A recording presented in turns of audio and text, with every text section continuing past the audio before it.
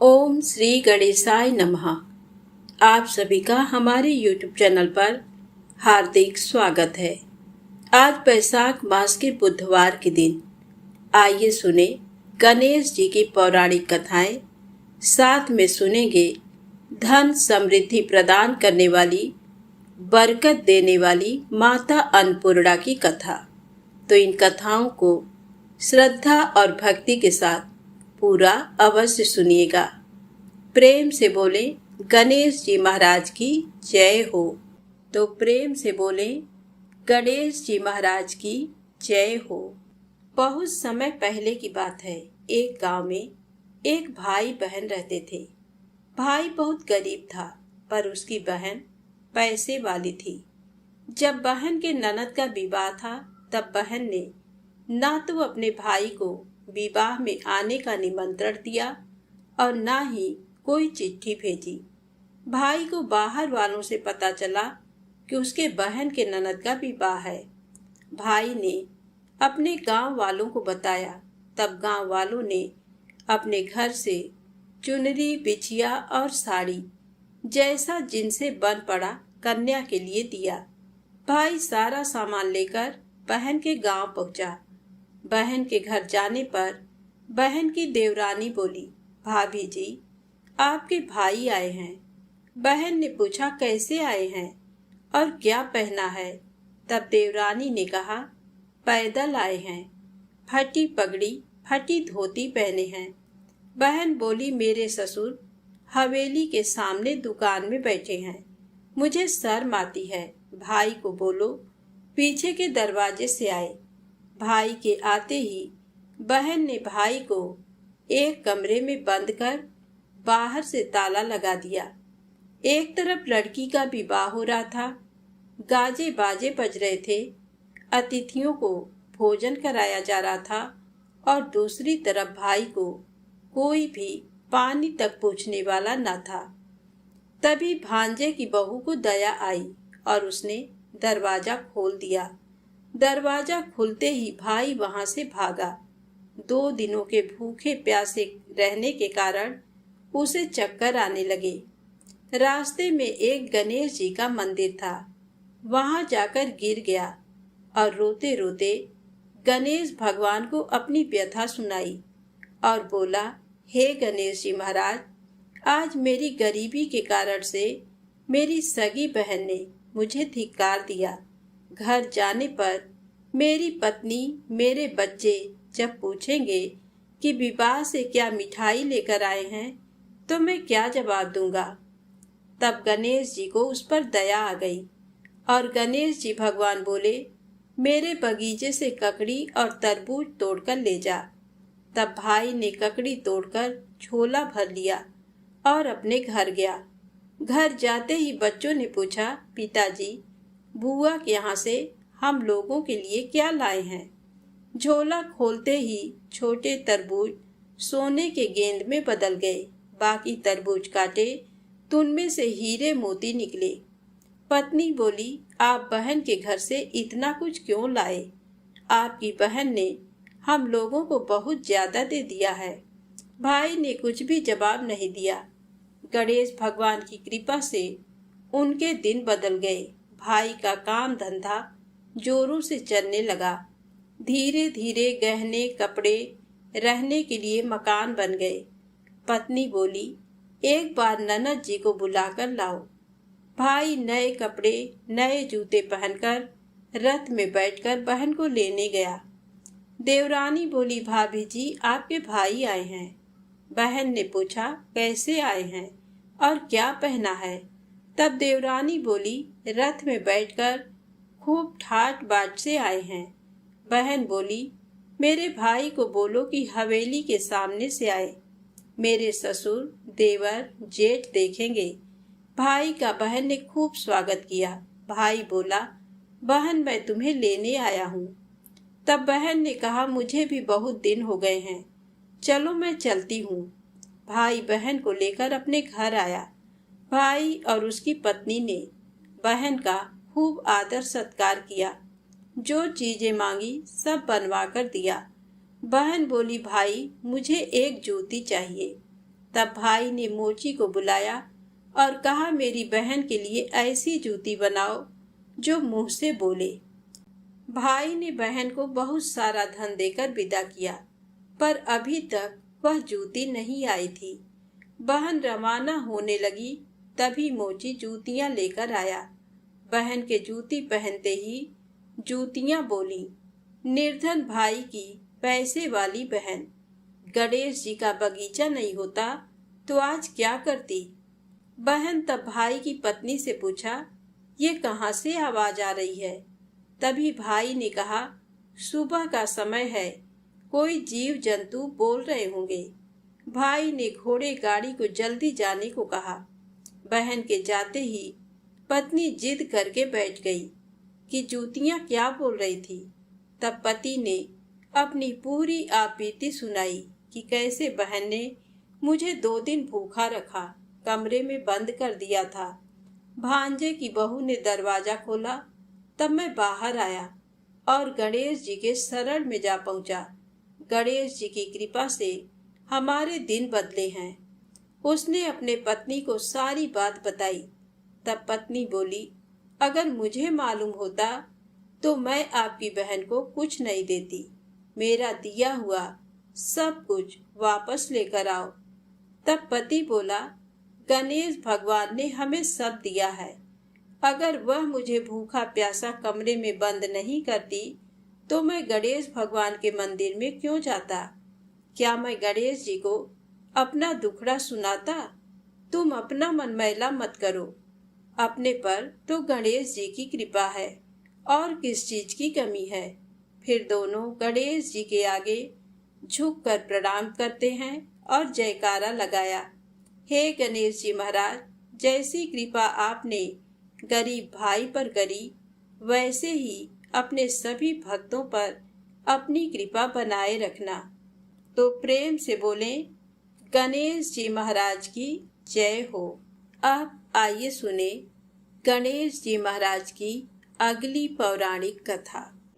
एक बार देवी तुलसी विवाह हेतु वर ढूंढने के लिए तीर्थ यात्रा पर निकली थी और ढूंढते ढूंढते वह गंगा किनारे पहुंच गई। उस वक्त गणेश भगवान गंगा किनारे तप कर रहे थे। उन्हें देखते ही देवी तुलसी उन पर मोहित हो गई और उनके मन में गणेश भगवान से विवाह की इच्छा उत्पन्न हुई।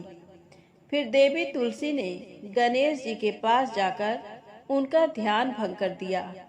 आंखें खोलने के बाद गणेश भगवान के सामने देवी तुलसी खड़ी थी, लेकिन सामने एक स्त्री है, इसलिए अपने क्रोध को नियंत्रण में रखकर गणेश भगवान ने पूछा, आप कौन है देवी और मेरा ध्यान भंग करने का क्या कारण है। जवाब में देवी तुलसी ने अपने परिचय के साथ गणेश जी से विवाह की बात कर ली।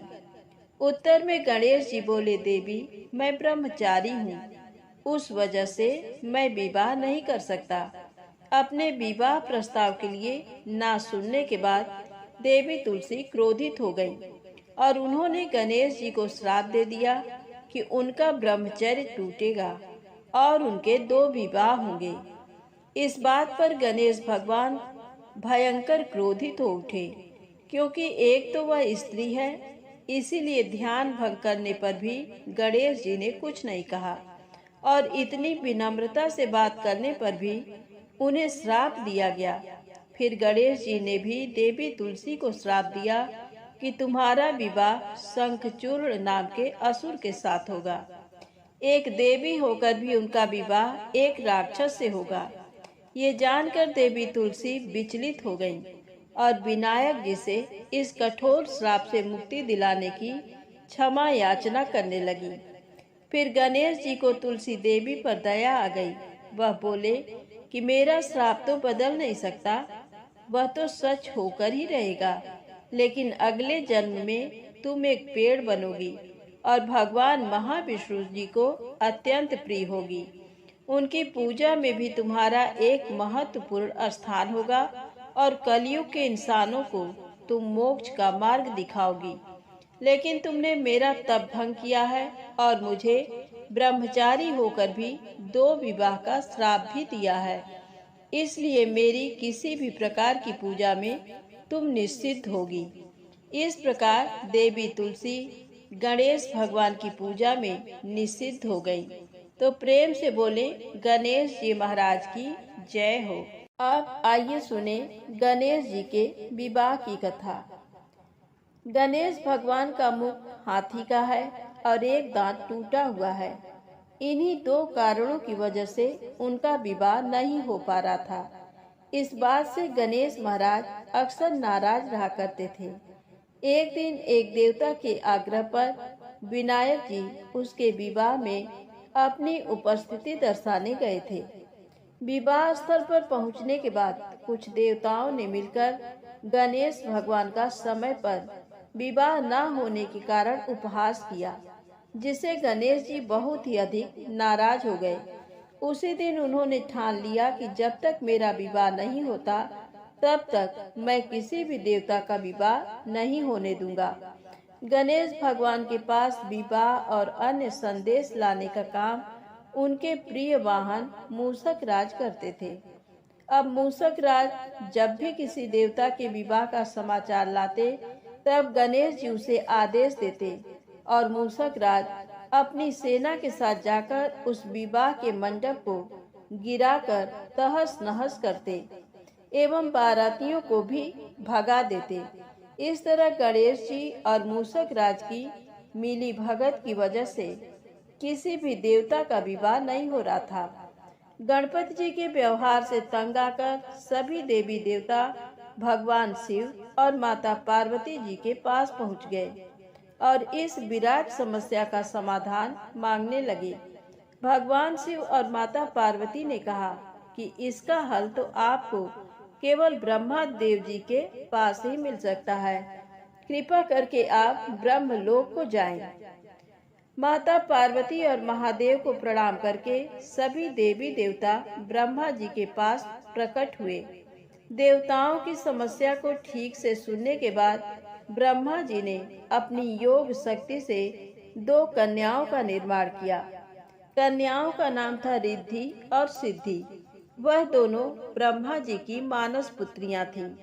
उन्हें लेकर ब्रह्मा जी गणेश महाराज के पास गए और उनसे अपनी त्रुटियों को ज्ञान एवं शिक्षा प्रदान करने का निवेदन करने लगे। ब्रह्मा देव जी का मान रखने के लिए एक दंत भगवान ने रिद्धि और सिद्धि को शिक्षा देना आरंभ किया। फिर उस दिन के बाद से जब भी मूषक राज किसी विवाह की खबर लेकर आते हैं, उस वक्त रिद्धि और सिद्धि गणेश जी को अपनी बातों में उलझाकर रखती थी। इस तरह गणेश जी का ध्यान किसी और विषय पर रहता और दूसरी तरफ देवताओं की विवाह संपन्न हो जाते।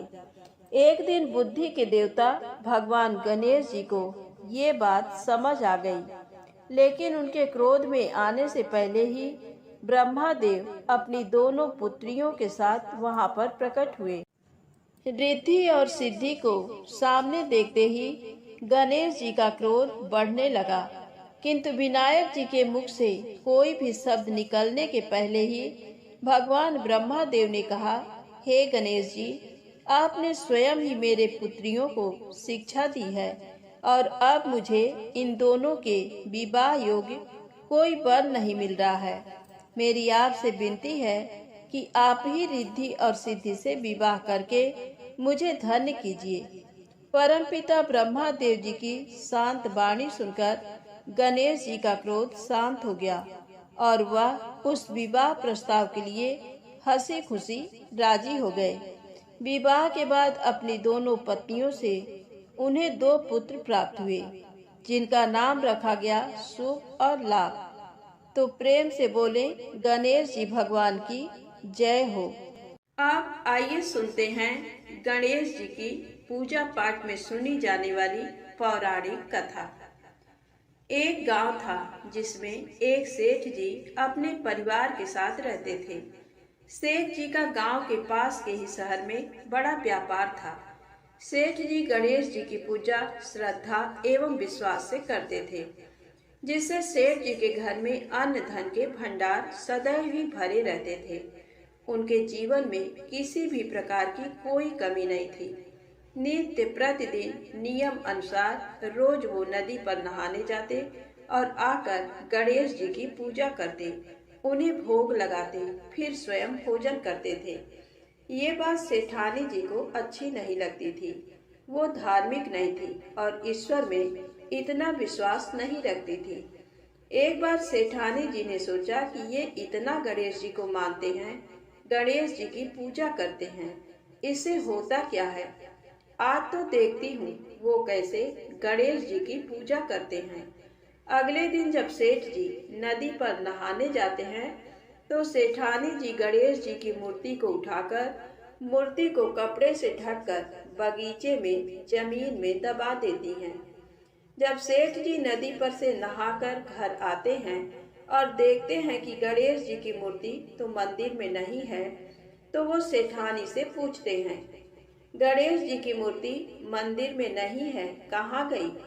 तो सेठानी जी बोलती है, मुझे नहीं मालूम, मूर्ति को घर में बहुत ढूंढते हैं उस दिन, क्योंकि वो गणेश जी को भोग नहीं लगा पाए थे। इसके लिए सेठ जी ने अन्न जल का भी त्याग कर दिया और गणेश जी से प्रार्थना करने लगे कि हे प्रभु, लगता है आप मुझसे रुष्ट हो गए हो और कहीं चले गए हो। आप अपनी कृपा दृष्टि मुझ पर बरसाइए प्रभु, मुझे दर्शन दीजिए। सेठ जी ने मन ही मन सोचा कि अब से जब तक आप मुझे मिल नहीं जाते, मुझे दर्शन नहीं दे देते, तब तक मैं अन्न जल का त्याग करता हूँ। वो दिन पूरा निकल गया। रात्रि में सेठ जी की भक्ति से प्रसन्न होकर गणेश जी भगवान ने स्वप्न में भगवान एक छोटे से चूहे के साथ खेल रहे होते हैं और चूहे को खाने को लड्डू देते हैं। चूहा लड्डू लेकर बगीचे में जाता है और जमीन को खोदता है और लड्डू वहीं डाल देता है। अचानक सेठ जी की नींद खुल जाती है। सेठ जी बगीचे में जाते हैं और वहीं खोदते हैं जहां उन्होंने सपने में देखा था, और वहीं से उनको थोड़ी सी जमीन खोदने पर कपड़े में लिपटे हुए गणेश जी की मूर्ति मिलती है। सेठ जी गणेश जी की मूर्ति की पूजा करके उनको यथास्थान स्थापित करते हैं और सेठानी के पूछने पर सारा वृत्तांत उन्हें सच सच बताते हैं। बात को जानकर सेठानी जी को आश्चर्य होता है और सेठानी जी मन ही मन श्रद्धा एवं विश्वास से गणेश जी भगवान की भक्त बन जाती हैं और सेठ जी से कहती हैं कि मुझसे बड़ा भारी अपराध हो गया है। अब हम दोनों पति पत्नी प्रेम सहित गणेश जी भगवान की आराधना करेंगे एवं उनकी पूजा में कभी कोई कमी नहीं आने देंगे। ये सुनकर सेठ जी अत्यधिक प्रसन्न हो जाते हैं और दोनों पति पत्नी गणेश जी भगवान को धन्यवाद करते हैं। अपनी अनुकंपा सेठ सेठानी के समान ही हम सभी पर बनाए रखना। कहानी सुनने वालों पर भी, कहानी कहने वालों पर भी सभी मनोकामनाएं पूर्ण करना। प्रेम से बोलो गणेश जी महाराज की जय हो। अब आइए सुनते हैं गणेश जी की पौराणिक कथा। बहुत समय पहले की बात है। एक दिन गणेश जी धरती पर सैर कर रहे थे। सैर करते करते वह एक अनाज के खेत में पहुंच गए और भूख लगने के कारण उन्होंने उस खेत में से 12 अनाज के दाने तोड़कर खा लिए। वह खेत सेठ धनी राम जी का था। कुछ समय बाद विनायक जी को अपने किए पर पछतावा होने लगा, क्योंकि उन्होंने सेठ जी को बिना पूछे ही उनके खेत से अनाज चुरा लिया था। फिर गणेश जी ने सोचा कि अपने किए बुरे कर्म का प्रायश्चित तो करना ही पड़ेगा। इसीलिए उन्होंने सेठ जी के यहाँ 12 साल के लिए नौकरी करने की ठान ली। उसके बाद अगली ही सुबह विनायक जी 13 से 14 साल के एक लड़के का रूप लेकर नौकरी मांगने के लिए धनी राम सेठ जी के घर पहुँचे और उन्होंने सेठ जी को अपना नाम गणेशा बताया। विनायक भगवान की बुद्धिमानी की परीक्षा लेने के बाद सेठ जी ने खुशी खुशी नौकरी भी दे दी। अब गणेश भगवान एक सामान्य मनुष्य के रूप में सेठ जी के ही घर पर रहने लगे। एक दिन सेठ जी की पत्नी शाम के समय घर का काम खत्म करने के बाद राख से हाथ धोने जा रही थी। ये देख गणेश जी ने सेठानी जी के हाथ पकड़कर जबरदस्ती मिट्टी से हाथ धुलवा दिए। गणेश की इस हरकत से सेठानी आग बबूला हो गई और उन्होंने सेठ जी के कमरे में जाकर गणेश जी की शिकायत कर दी। सेठानी से सब कुछ सुनने के बाद सेठ धनी राम ने गणेशा को बुलाया और इस हरकत का कारण पूछा। गणेश जी बोले कि सेठानी शाम के समय राख से हाथ धो रही थी और ऐसा करने से घर की लक्ष्मी नाराज होकर चली जाती हैं। इसीलिए मैंने उनके हाथ मिट्टी से धुलवाए। इससे घर पर माता लक्ष्मी की कृपा बनी रहती है।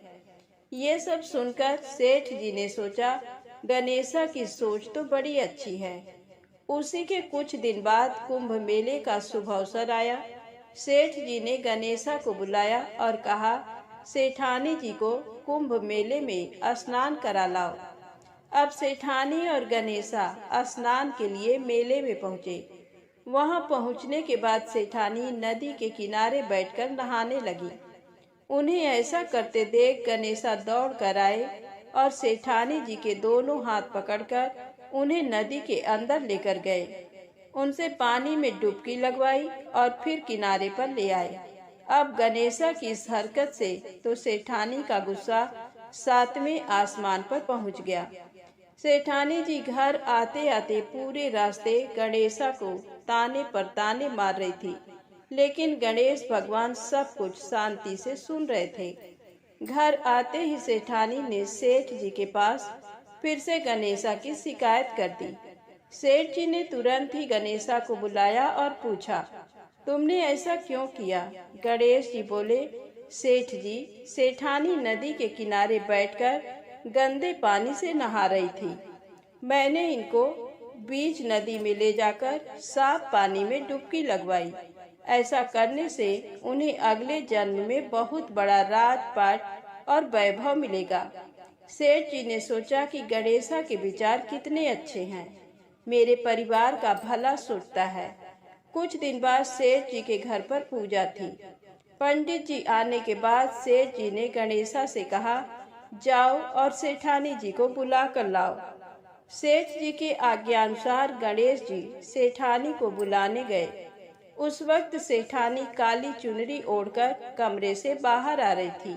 ये देखते ही विनायक जी ने वह काली चुनरी उतारकर फाड़ दी और कहा कि पूजा के लिए लाल रंग की चुनरी ओढ़कर आइए। अब सेठानी बहुत ज्यादा नाराज हो गई और गणेशा पर चिल्लाने लगी। वह आवाज सुनकर सेठ जी वहां पर भागते हुए आए और पूछा कि क्या हुआ। तब सेठानी बोली, गणेशा ने मेरी चुनरी फाड़ दी। फिर सेठ जी ने भी गणेशा को बहुत डांटा। जवाब में गणेश जी ने कहा कि सेठ जी, पूजा में कभी काला वस्त्र नहीं पहनते, इससे शुभ काम सफल नहीं होते, इसीलिए मैंने ऐसा किया। सेठ जी ने सोचा कि गणेश है तो बहुत ही समझदार। इसी तरह लीला रचाते हुए उसी घर में गणेश जी के 12 साल बीत गए। फिर एक दिन सेठ जी ने नया कारोबार शुरू करने से पहले घर में पूजा रखी थी। पूजा करते करते उनको याद आया कि पूजा की सामग्री में गणेश भगवान की मूर्ति तो है ही नहीं। तब उन्होंने अपने नौकर गणेशा को पूजा घर से भगवान विनायक जी की मूर्ति लाने के लिए कहा। गणेशा बोला कि मुझे ही मूर्ति समझकर पूजा में विराजमान कर लो, आपके सारे शुभ काम सफल हो जाएंगे। ये बात सुनकर सेठ जी गुस्सा हो गए और बोले, गणेशा, तुम अभी तक सेठानी से मजाक करते थे, अब मुझसे भी करने लगे हो। उत्तर में गणेश जी ने मुस्कुराते हुए कहा, नहीं सेठ जी, मैं मजाक नहीं कर रहा, मैं सत्य वचन कह रहा हूँ। इतना कहने के बाद नौकर गणेश ने अपना असली भगवान स्वरूप धारण कर लिया। साक्षात गणेश भगवान को सामने देखते ही सेठ और सेठानी उनके चरणों में लीन हो गए और उन्होंने अपनी पूजा संपन्न कर ली। उसके पश्चात गणेश जी देखते ही देखते अंतर ध्यान हो गए। बाद में सेठ और सेठानी को बहुत पछतावा होने लगा कि स्वयं भगवान हमारे घर नौकरी कर रहे थे और हमने उनके साथ कितना बुरा व्यवहार किया, उनसे बहुत सारा काम कराया। ये सोच सोचकर दोनों दुखी होने लगे। फिर उसी रात सेठ और सेठानी के सपने में गणेश भगवान प्रकट हुए और उन्हें समझाया कि मैंने 12 साल पहले तुम्हारे खेत से 12 अनाज के दाने बिना पूछे तोड़ लिए थे और उसी कर्म का दोष दूर करने के लिए मैं 12 साल से तुम्हारे घर नौकरी कर रहा था। अगले ही दिन से सेठ जी पर गणेश भगवान की माया हो गई। उनका व्यापार दिन दोगुना और रात चौगुनी तरक्की करने लगा। धनी राम सेठ जी के जीवन की काया पलट हो गई। हे गणेश जी महाराज, जैसी माया आपने धनी राम सेठ जी पर की, वैसी ही माया इस कहानी को पढ़ने वाले और सुनने वाले हर एक व्यक्ति पर करना। कथा अधूरी हो तो इसे पूरी करना और अगर हमसे कोई गलती हो गई हो तो उसे क्षमा करना। प्रेम से बोलें गणेश जी महाराज की जय हो। आइए सुने धन समृद्धि प्रदान करने वाली, घर में बरकत लाने वाली माता अन्नपूर्णा की बड़ी ही दुर्लभ कथा। इस कथा को श्रद्धा और भक्ति के साथ पूरा अवश्य सुनिएगा। प्राचीन काल की बात है। पुरुषोत्तमपुर नामक ग्राम में एक बहुत धर्मात्मा सेठ जी रहा करते थे। उनके 5 पुत्र और एक सबसे छोटी पुत्री थी और उसका नाम गौरी था। सेठ जी का भरा पूरा परिवार था। सेठ जी ने अपने सभी 5 पुत्रों का विवाह कर दिया था और जब छोटी बेटी गौरी विवाह की योग्य हुई तो उन्होंने उसका विवाह एक दूसरे नगर के अपने ही समान धनी परिवार में कर दिया। अब सेठ जी की पुत्री गौरी दुल्हन बनकर जिस घर में गई, वहां उसका पति अपने माता पिता का इकलौता पुत्र था। अब गौरी बड़े ही प्रसन्नता पूर्वक अपने ससुराल में रहने लगी।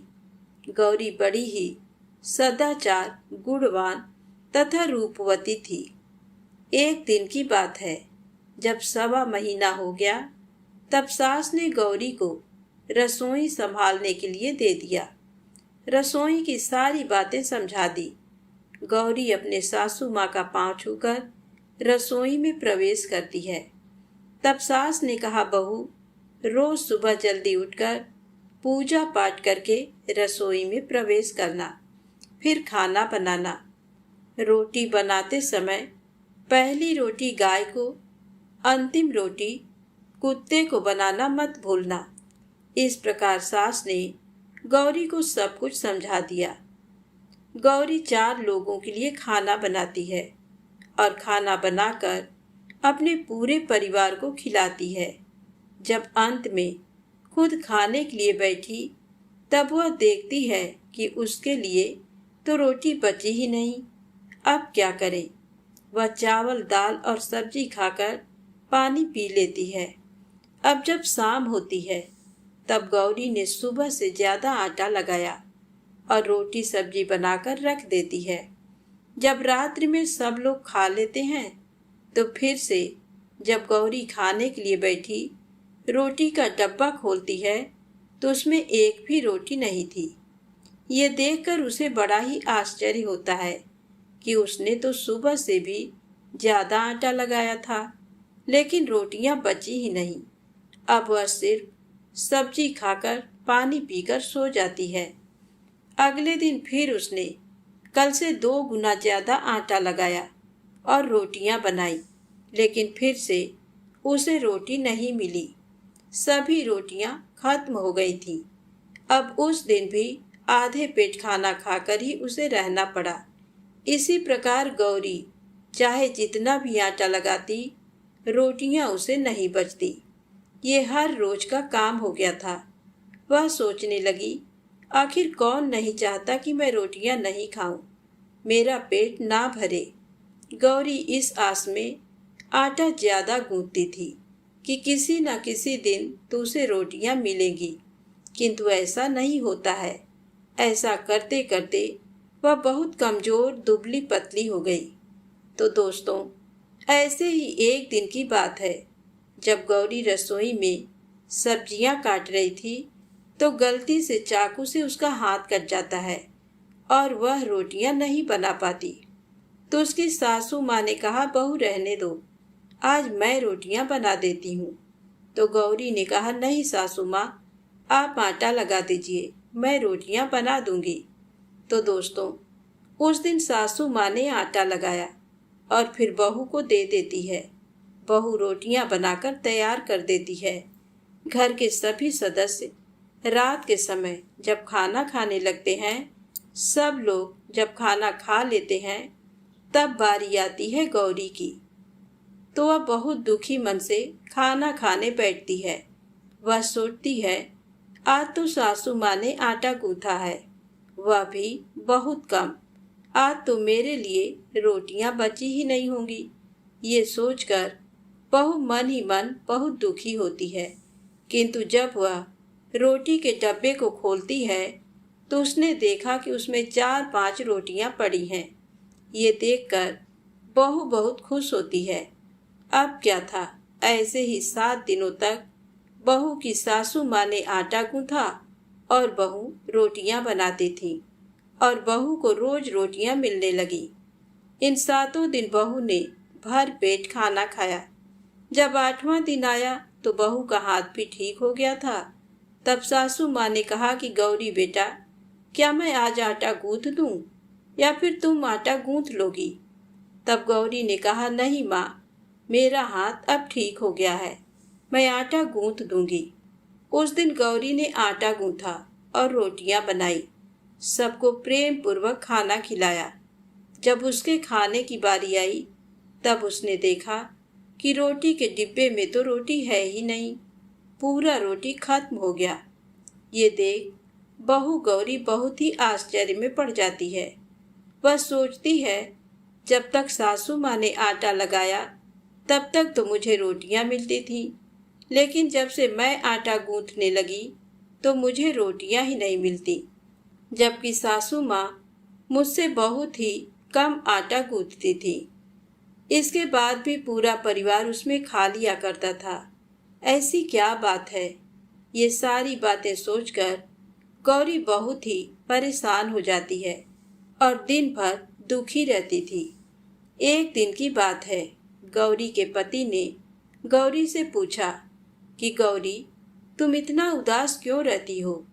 इतना सारा धन संपत्ति सब तुम्हारा ही तो है, तुम्हें रोकने टोकने वाला कोई नहीं है। तुम अपने मन से अपने पसंद का भोजन बनाकर खा सकती हो। तुम दिन प्रतिदिन इतनी कमजोर कैसे होती जा रही हो? गौरी ने लाज और संकोच से अपने पति को कुछ नहीं बताया। तब उसके पति ने सोचा कि शायद उसकी पत्नी को उसके माता पिता की याद आ रही है। इसीलिए अगले दिन गौरी का पति अपने माता पिता से कहता है कि पिताजी, मुझे लगता है कि गौरी को उसके माता पिता की याद आ रही है। मैं उसे उसके मायके ले जाकर सबसे मिलवा लाता हूँ।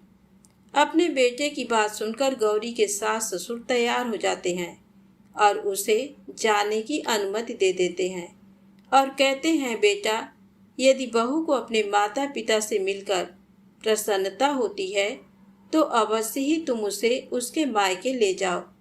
अब गौरी का पति अपने पत्नी को लेकर उसके मायके जाता है। दामाद और बेटी को देखकर उनका बहुत ही आवभगत होता है।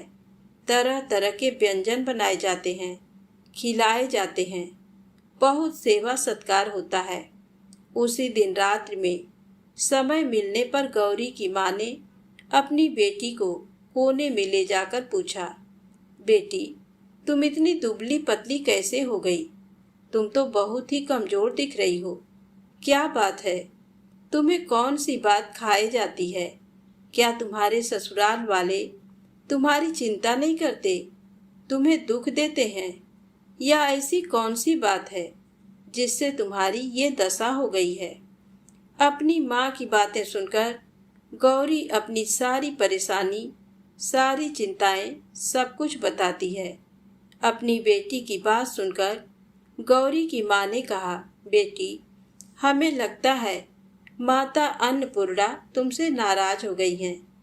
इस विषय में तो मैं कुछ नहीं कर सकती, क्योंकि तुम्हारे ससुराल में हमारा बोलने का कोई अधिकार नहीं है। इसीलिए मैं तो कहूँगी कि तुम यहाँ से जाने के बाद इस विषय में अपने सास और ससुर से बात करना। वही कुछ हल बताएंगे और तुम्हारी समस्या का समाधान होगा। बेटी, माँ अन्नपूर्णा जिससे नाराज होती हैं, उसके साथ ऐसा ही होता है।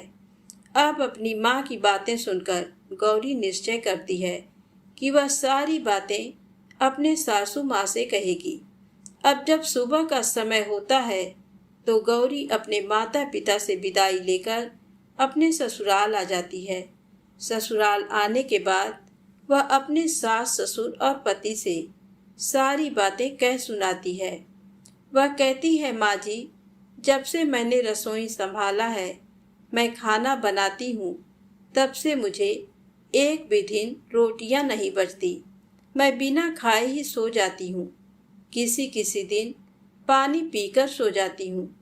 किसी किसी दिन चावल सब्जी खाती हूँ। रोटी तो मुझे मिलती ही नहीं है। और माँ जी, आपको याद है, मेरा हाथ कटा था, तब आप उस समय आटा गूँथा करती थी, और वह भी बहुत कम। फिर भी मुझे रोटियां बचा करती थी और मैं भर पेट खाना खाती थी।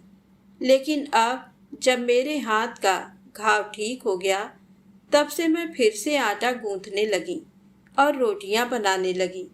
अब मुझे फिर से रोटियां नहीं बचती। मैं आधे पेट ही खाना खाती हूँ। अपनी बहू की बातें सुनकर सास को सब कुछ समझ में आ गया। उसने कहा, बहू, ये शायद मेरी ही गलती है। मैंने तुम्हें सब कुछ बताया, सब कुछ सिखाया, लेकिन एक बात तो बताना भूल ही गई। ऐसा कहकर सास अपनी बहू का हाथ पकड़कर गौरी को रसोई में ले जाती हैं। एक परात में आटा निकालकर उस आटे को अच्छे से गूँथती हैं। गूँथने के बाद उस गूँथे हुए आटे पर अपने उंगलियों के 5 छाप लगा देती हैं और कहती हैं, बहू, ये माँ अन्नपूर्णा का छाप होता है, उनका चिन्ह माना जाता है। आटा लगाने के बाद कोई भी स्त्री इस तरह छाप लगाती है तो उसके घर में बरकत होती है। इसका अर्थ ये है कि माँ अन्नपूर्णा की कृपा सभी परिवार वालों पर बरसे और कोई भी सदस्य भूखे पेट ना सोए। बहू, मैं तुम्हें ऐसा बताना भूल गई। आज से तुम आटा लगाते वक्त आटे पर अपना 5 उंगलियों का छाप छोड़ देना और माँ अन्नपूर्णा तुम्हारे ऊपर अवश्य ही कृपा करेंगी और तुम कभी भी खाली पेट भूखे पेट नहीं सोओगी। ये बरकत का चिन्ह होता है। अब अपने सासू माँ की बात सुनकर बहू हर रोज आटा गूँथती और फिर उस पर अपने 5 अंगुलियों की छाप छोड़ देती और फिर रोटियां बनाती। अब बहू को भी हर रोज रोटियां मिलने लगी। वह पेट भर भोजन करने लगी और स्वस्थ भी हो गई। माँ अन्नपूर्णा की कृपा उस पर बरसने लगी। उसके हाथ में माँ अन्नपूर्णा का वास हो गया। घर पर कोई भी सदस्य भूखा नहीं रहता और जो कोई मेहमान आता या कोई भी भीख मांगने के लिए भिक्षुक आता, उसे भी वह खाना खिलाकर ही घर से विदा करती। इस प्रकार बहू के ऐसा करने से उसके घर में बरकत होने लगी, अन्न की वर्षा होने लगी। तो दोस्तों, आटे को कूटकर उस पर 5 उंगलियों का छाप लगाना हमारी पुरानी परंपरा है। ये माता लक्ष्मी और अन्नपूर्णा माता का चिन्ह माना जाता है। ऐसा करने से माता अन्नपूर्णा सदा प्रसन्न रहती हैं और घर वालों पर अपनी कृपा दृष्टि बनाए रखती हैं। हमारे पूर्वजों से लेकर अब तक ये परंपरा चली आ रही है। सभी माताएं बहनें अपने 5 अंगुलियों की छाप आटे पर अवश्य ही लगाती हैं और माँ अन्नपूर्णा से प्रार्थना करती हैं कि सबका पेट भरना, सबका कल्याण करना और घर में अन्न धन की वर्षा करना। तो प्रेम से बोले, अन्नपूर्णा माता की जय हो। ओम नमः शिवाय।